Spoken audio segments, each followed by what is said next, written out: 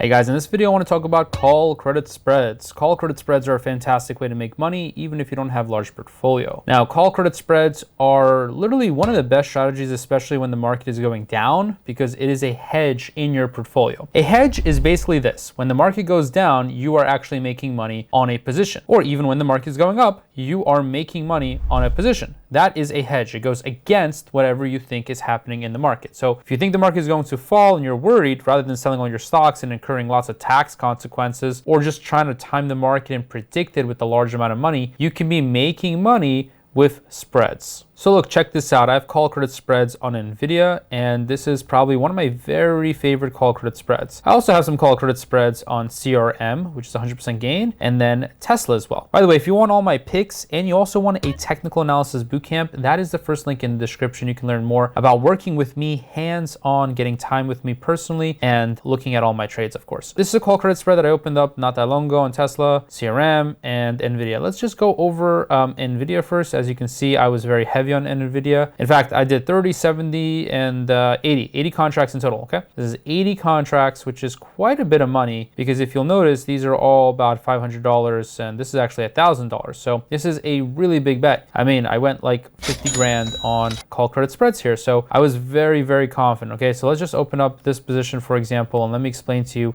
how I did this, and let me also show you a trade that I would open up right now. So look, NVIDIA 560, 570 calls. This means that I have sold a 560 and then I have bought the 570. So the total that I collected right here is going to be $60. So I collected $60 as my average credit. And so far I have made 95% on the position, $1,710. Now, I could close out this trade, but I'm not going to do that because it's going to expire pretty soon. And although I made 95%, I don't feel like paying any fees. I'd rather just wait and make my $90, which is almost guaranteed. This is pretty much guaranteed position right here. Okay, now what this position is betting that NVIDIA won't rise in value past $560 per share. That means that NVIDIA could go up to 450, 480, 490, 510, 550, and it wouldn't matter. I wouldn't lose any money because these are very far out of the money. Okay, so take another example. Let's take NVIDIA. So let's just say you don't think it's going to go past 500, which I'm telling you, it's very unlikely because this stock is already pretty expensive.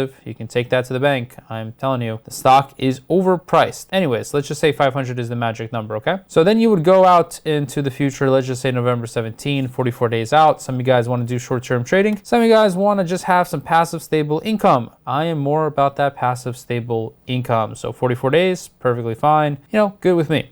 Okay, so you would go up again to $500, you would sell the $500 call, and then you would buy the 505 call, okay? As you can see right here, you would collect $85, you are risking $415, so yes, you could lose more, a lot more, than what you could end up making. However, it's a pretty good chance. In fact, if I expand this option, you'll see that the delta is 21. So in this scenario, there is an 80% chance of success and a 21% chance of failure, okay? So you might be thinking to yourself, well, if it fails 20% of the time and I lose $400, 20% of 400 is 80, doesn't this trade kind of like even out? Because all of your wins are going to be counteracted by your losses. And the answer is yes, that's true. Every single trade is even money. If this said $8,000 and this said 400 loss, and the chances were, 100%, like that wouldn't make any sense, right? What I'm trying to get at is every single trade is going to be even money. If there was an obvious trade, everyone would make that obvious trade and everyone would be walking around with tons of cash falling out of their pockets, and yet we don't see that happening, right? So every single trade is even money, meaning there is no opportunity to actually make money in the market in theory.